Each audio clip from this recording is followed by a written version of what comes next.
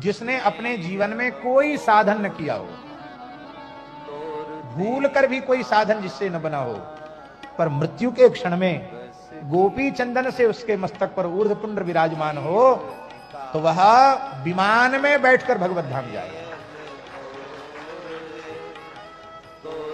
ऊर्ध्वपुंड धरो मर्त्यो, गोपी चंदन से ऊर्ध्वपुंड धारण करने वाला मर्त्या, म्रियते यत्र कुत्रचित स्वपाकोपि विमानस्थो मम लोके मय्ये। मैं और मेरेपन का अभिमान जो माया चांडाल हो तो भी मेरे धाम को जाता है। गोपी चंदन लिप्तांगो यम यम पश्यत चक्षुषा, गोपी चंदन का तिलक जिसके शरीर पर है, वो अपनी आंख से किसी पापी को देख ले तो वो पापी पवित्र हो जाता है।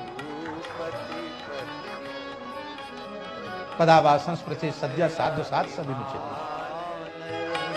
जाय जनि घोरे मैं सेवक रघुपति पति मोरे।